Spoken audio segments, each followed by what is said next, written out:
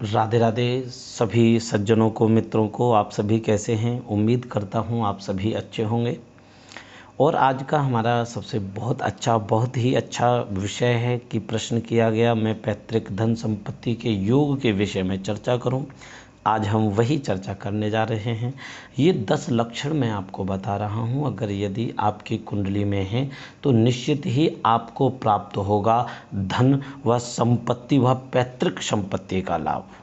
निश्चित आपको प्राप्त होगा अगर यदि ये 10 लक्षण आपकी कुंडली में हैं। 10 में से 2 भी, 1 भी अगर यदि होता है तो निश्चित आपको पैतृक संपत्ति का लाभ अवश्य प्राप्त होगा।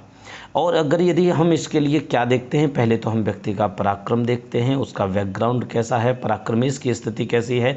पराक्रमेश की स्थिति अच्छी है तो वो उसका व्यक्ति का बैकग्राउंड बहुत अच्छा होगा।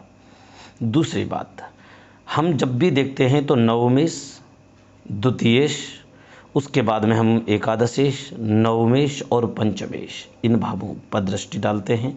तो मैं आपको बताता हूँ पहला लक्षण, अगर यदि नवमेश तथा एकादशेश साथ में किसी जातक की कुंडली में बैठे हों तो मान लेना उसे पैतृक संपत्ति का विशेष लाभ अवश्य प्राप्त होगा।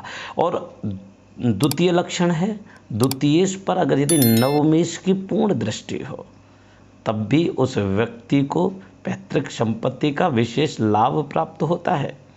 दूसरे घर का मालिक ही हो पर वह एकादशेश उसे ना देख रहा हो तो याद रखना निश्चित ही उसे पैतृक संपत्ति का लाभ जरूर प्राप्त होगा।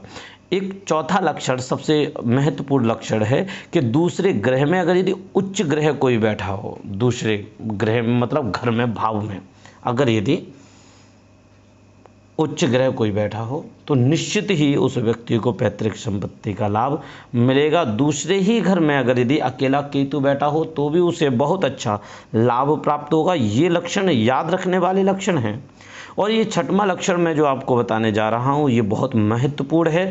दूसरे ही घर में एकादशेश, नवमेश या चतुर्थेश हों, याद रखना, दूसरे घर में एकादशेश, नवमेश और चतुर्थेश हो तो भी व्यक्ति को विशेष संपत्ति का लाभ प्राप्त होगा। 7वां लक्षण बहुत महत्वपूर्ण है, दूसरे घर में अकेला एकादशेश हो। दूसरे ही घर में अकेला एकादशेश मतलब एकादश भाव का स्वामी हो तो निश्चित ही उसे बहुत अच्छा लाभ प्राप्त होगा। 8वें घर में द्वितीयेश उच्च का बनकर बैठा हो, 11वें घर में द्वितीयेश उच्च का बनकर अगर यदि बैठा है तो निश्चित मानिए उसे विशेष संपत्ति का लाभ प्राप्त होने वाला है।